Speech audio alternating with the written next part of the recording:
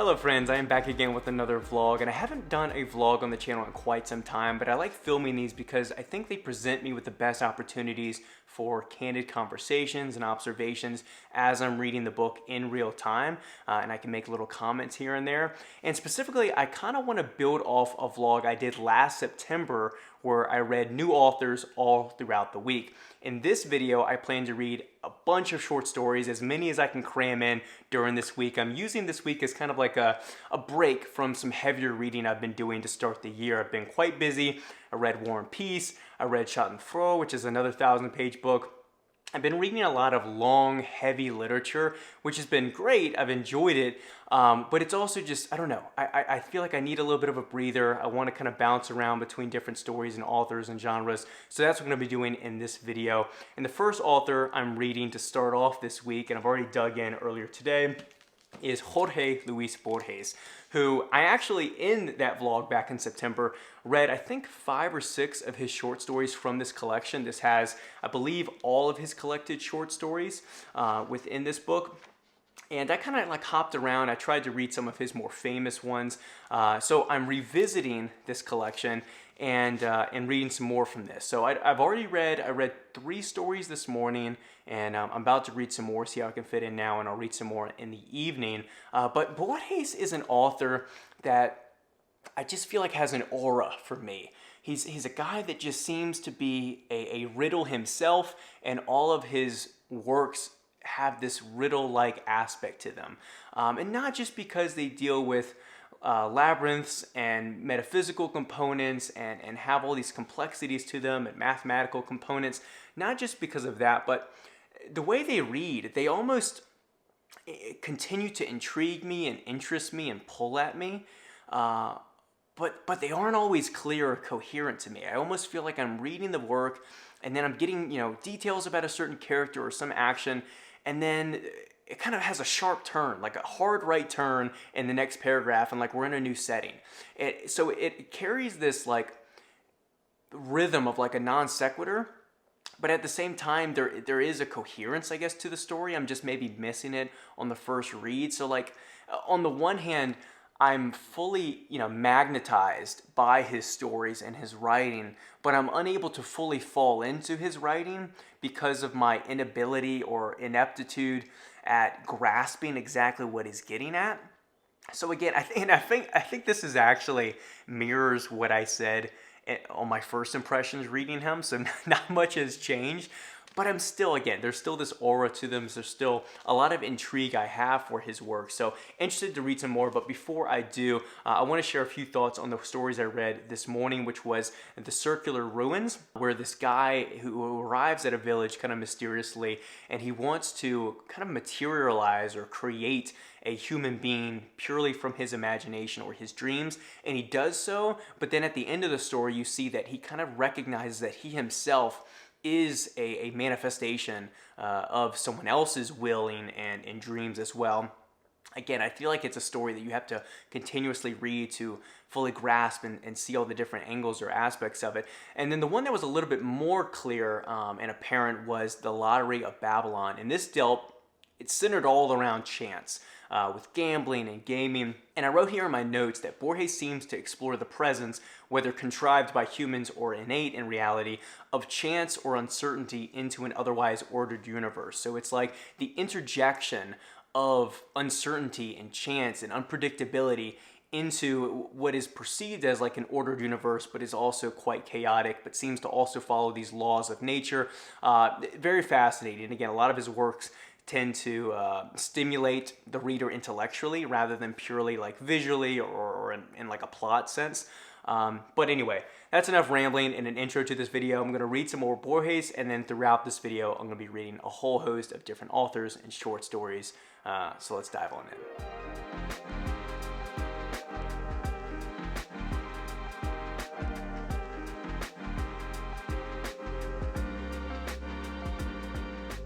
Just finished reading, and most of the time was spent on a story titled The Garden of Forking Paths. And yet again, it was another story that I have not connected all the dots, but I found it very compelling either way.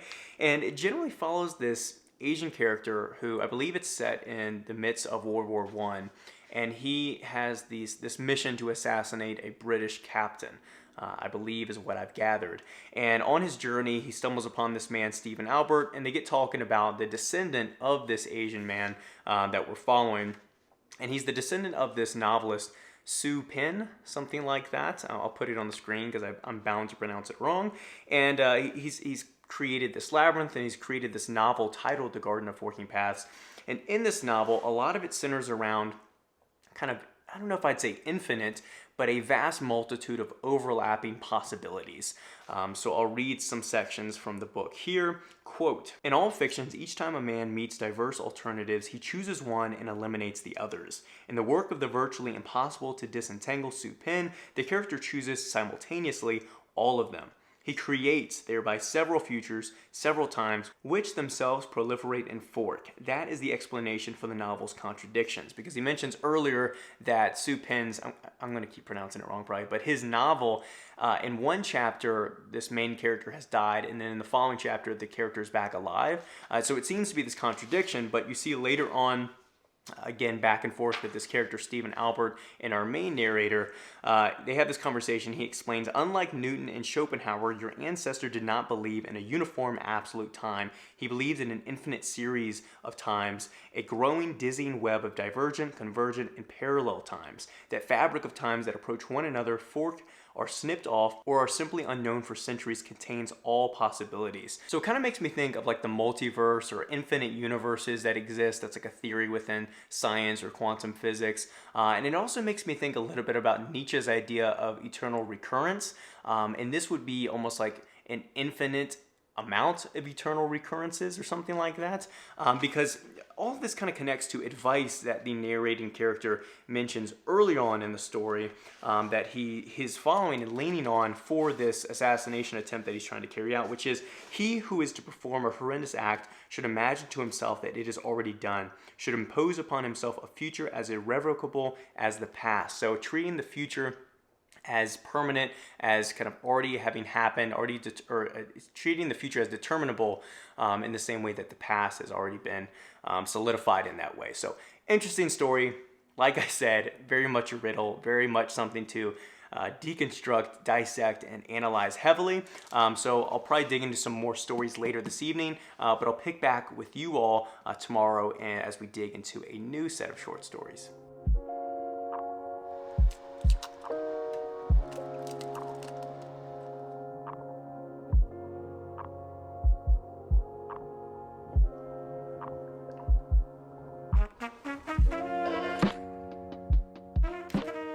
Good morning, just finished reading another short story by Anton Bunin, and I ended up reading the title story, which I don't know if you can see here, but is The Gentleman from San Francisco. And the story is fairly simple. It's about 30 pages long, and it's a very witty story that carries a kind of familiar satirical narrator or narrative voice that I feel reappears in a lot of Russian literature, especially in the early 20th century, where a lot of the narration carries a satirical tone.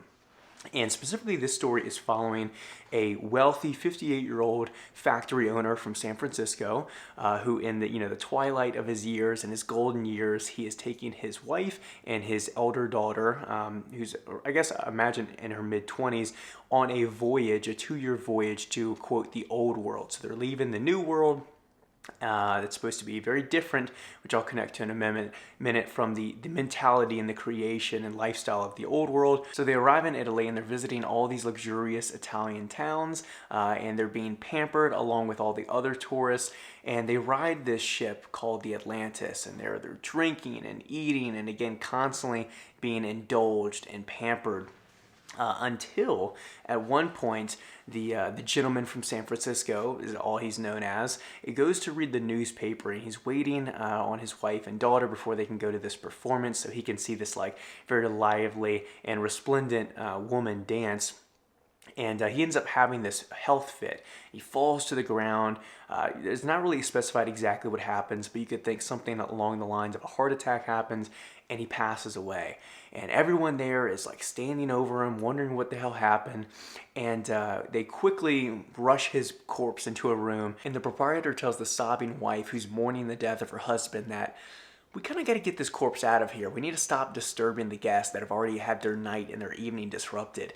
And they quickly, and quietly get the corpse out of there and allow people to resume their enjoyable, indulgent evening. So there's this, again, satire on the ignorance and pomposity or self-importance of these rich tourists that just want to arrive at this Italian town. And another thing that I think really makes the story pop or come full circle is towards the latter pages where he compares it to, 2,000 years ago lived a man entangled in his own infamous and strange acts, one whose rule for some reason extended over millions of people, and who, having lost his head through the absurdity of such power, committed deeds which have established him forever in the memory of mankind. And who is he referencing? He's referencing the Roman Emperor Tiberius, who ruled and had a villa, I believe, in Capri. But here is what he says, and this is where you're kind of comparing the old world and the new world and realize, not much has really changed. He says, quote, "Mankind, which in the mass now rules the world just as hideously and incomprehensibly as he ruled it then." So you have all these rich tourists wanting to point the finger at this despotic leader, this tyrannical leader from 2,000 years ago, and fail to recognize that they are indulging themselves and being just as conceited in many ways as he was.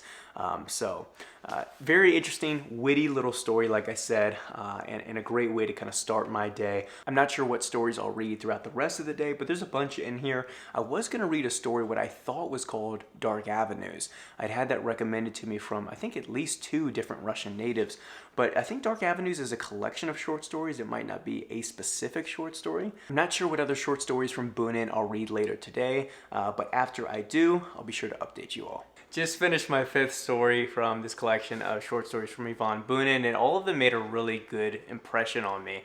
All of them carry this very sensual, romantic kind of sentiment or feeling. A lot of them revolve around this love or this yearning.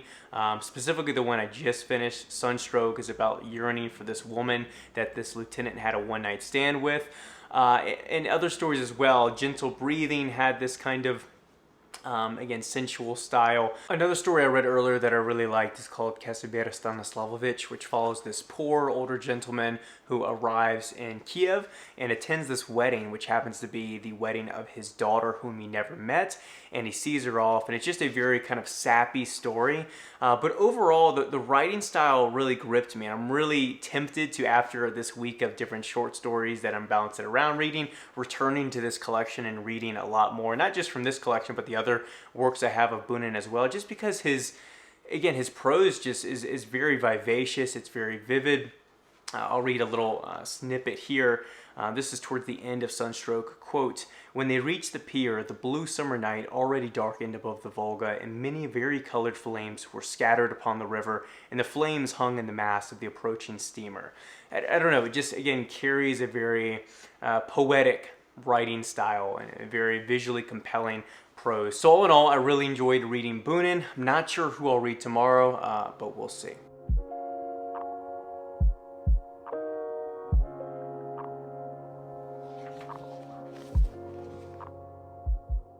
Alright, so today I have indulged myself in the enigma that is James Joyce.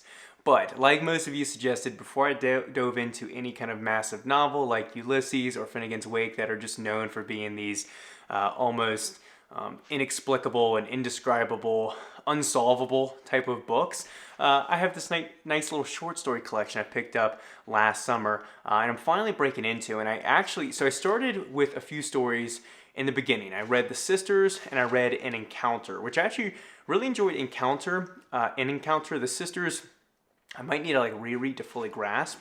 But then I remembered on one of my videos, it might have been the video that I first showed this in a book haul, I believe I had a few comments that told me that the latter stories are far better than the former stories, the earlier stories in this book. The last story, titled The Dead, I think is the longest short story in this collection, and I wasn't sure if I was going to squeeze that in today, since I'm just kind of nibbling at the buffet of short stories this week.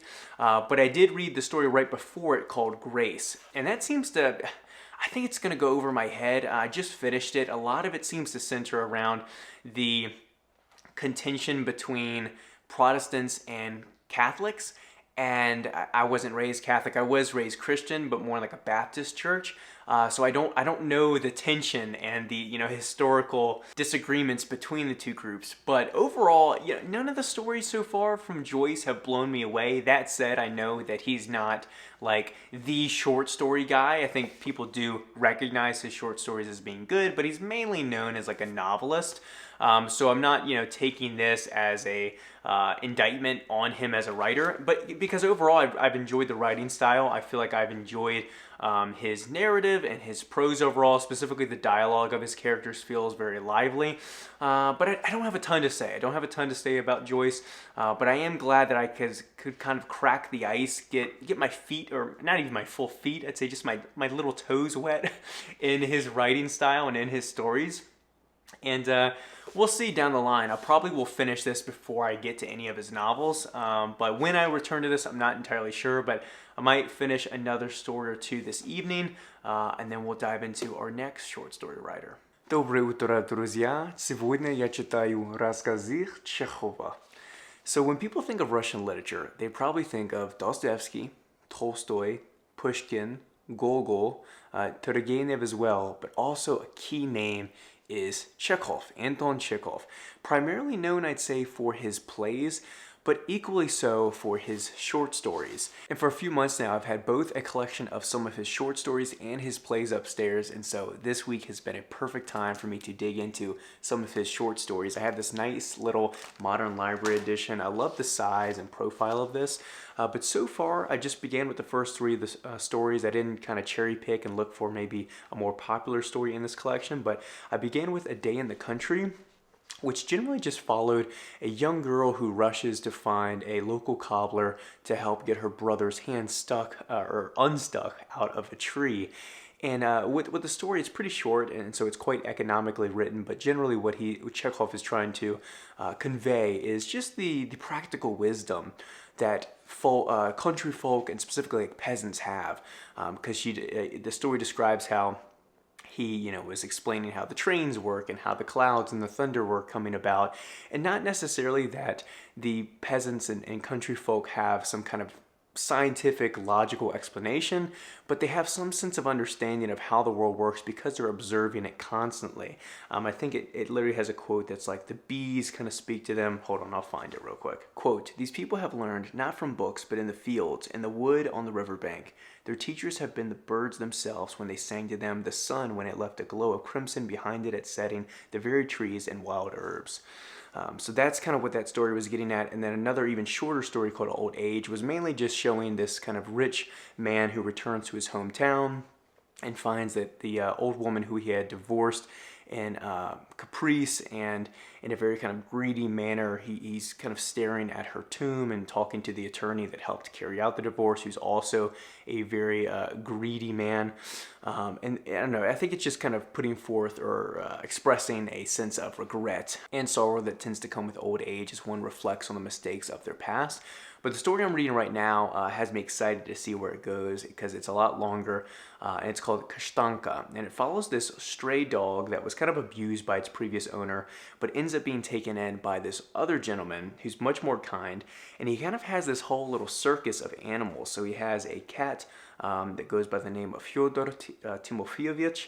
He has a cat, or no, that's the cat. He has a bird that goes by Ivan Ivanich. And I think he has some other animals like a pig and all of that, but we're obviously seeing this through the lens of the dog Kashtanka. And he has the animals, he's training them to do certain tasks, like he has this bell or this wooden beam structure that has a bell and a firearm as well, a pistol. And so the cat has to pull the string, the bird rings the bell or something, and then the gun fires. And we're not sure exactly why he's training the animals to do this yet, but knowing the famous Chekhov's gun, which is the idea that if you have a gun on the wall in a scene, the gun has to fire at some point. Like there has to be some kind of purpose that this object is introduced into the story or scene. So maybe I'm reading too far into it and trying to interject that premise, that famous Chekhov, I guess, technique or concept you'd say, or device into the story. But I don't know. That's just my guess so far. I'm about halfway into it. I think I have another 10 pages left. So we'll see Kashtanka. But I'll read that, finish that story, and maybe read a few others.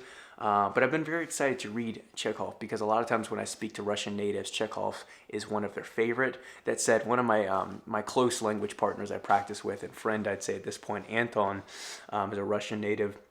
He's a much more Dostoevsky kind of guy than he is Chekhov. But to each their own, right? But anyway, that's it for this morning. I'll probably read some more around lunchtime and update you all then.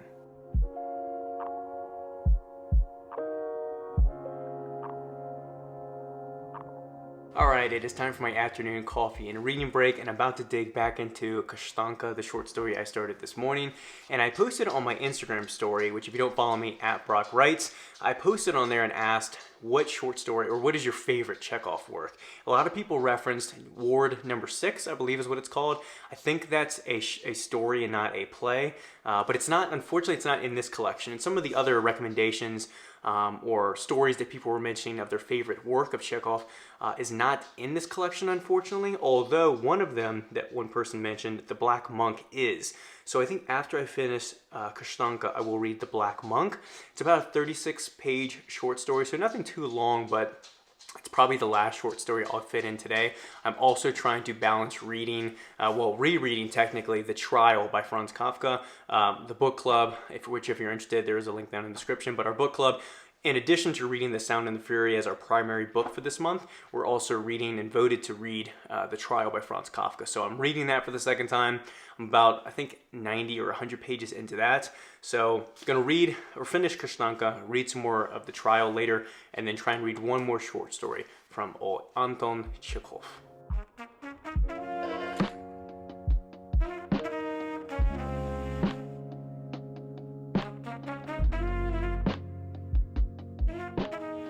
Well, Dobre Utra again. We're having another Russian morning, this time reading Isaac Babel.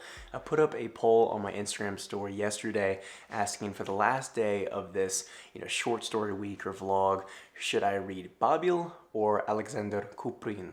And just getting a narrow win over it, Babel won out.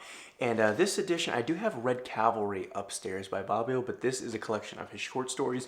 But it also happens to have a full copy of Red Cavalry as well.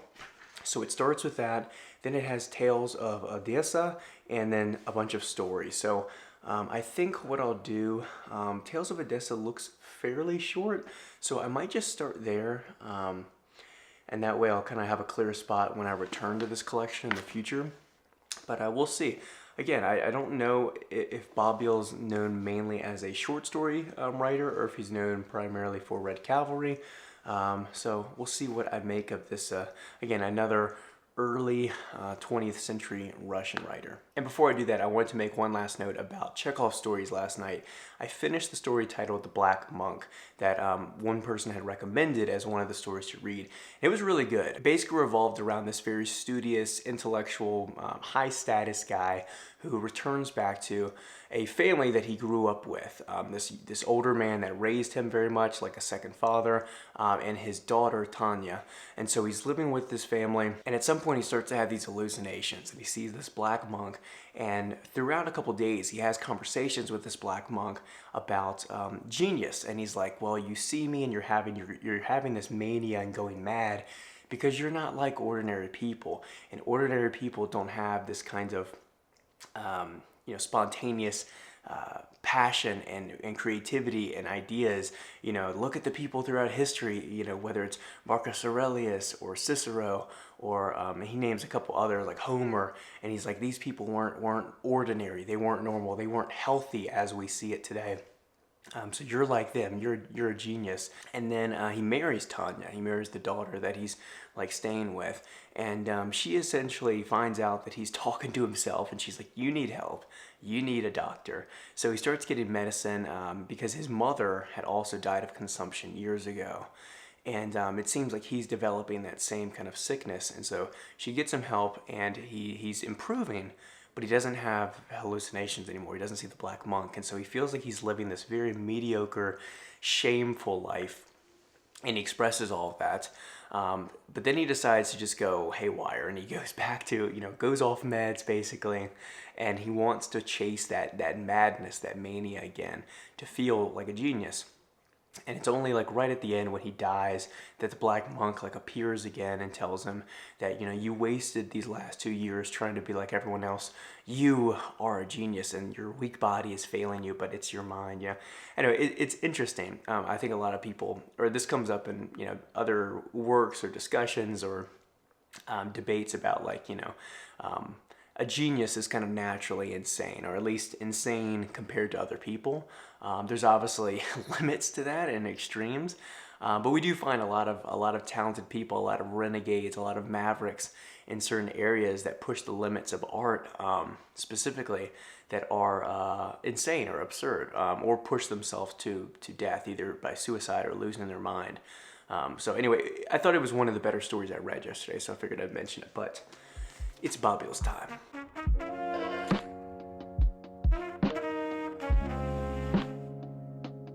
Alright, interesting stories so far. They all are very interdependent, hence why they're under the title Tales of Odessa. But we begin with, it seems like this part is set in the future, and we're kind of working our ways backwards, but we're following this character, Benya the King, or Benya Rook, who is the leader or mob boss of these Jewish gangsters. And it all opens up with a servant or henchman that comes to him and lets him know of an incoming raid that the police are planning against Benya himself.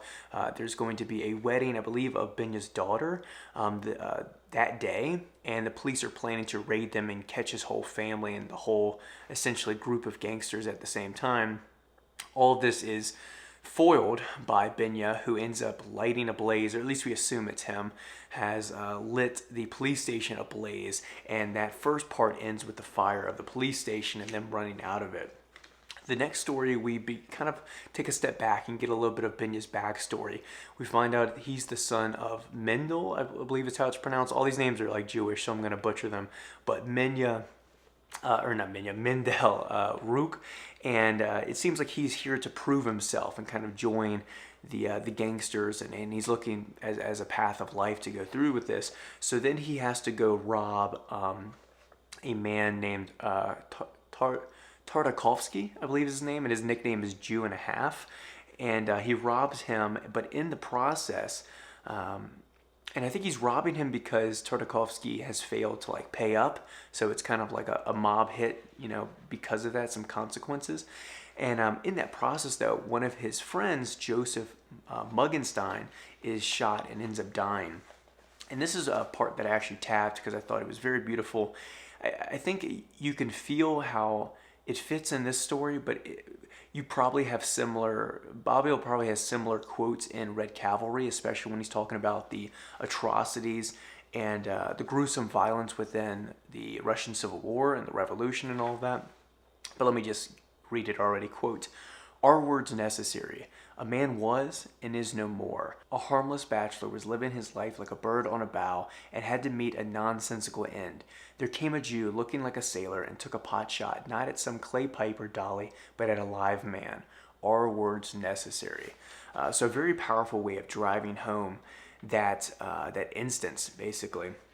And then the next section, switch characters a little bit, and we started to follow this name, Ephraim Rook. Again, forgive me on the pronunciation, but Ephraim Rook and his daughter.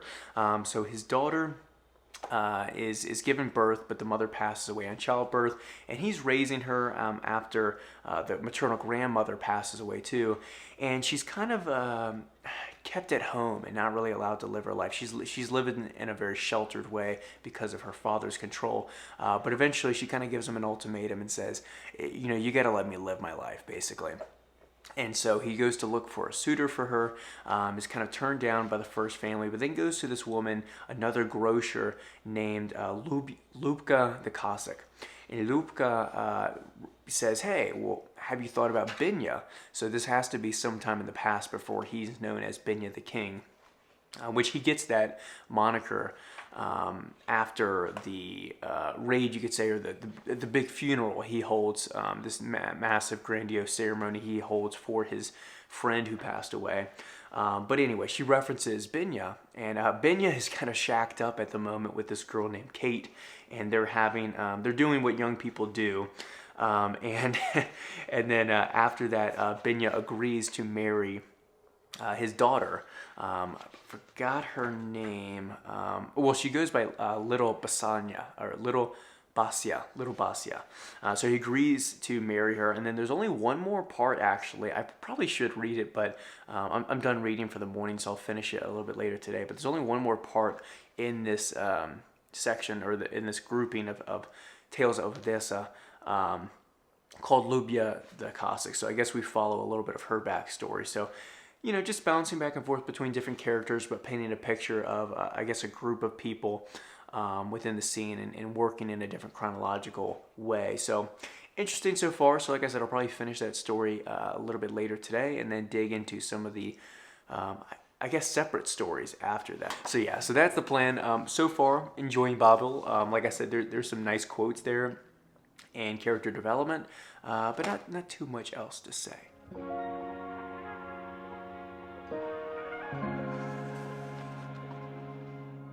Just wrapped up some more reading of Babel, and I finished the last story in the collection titled Tales from Odessa.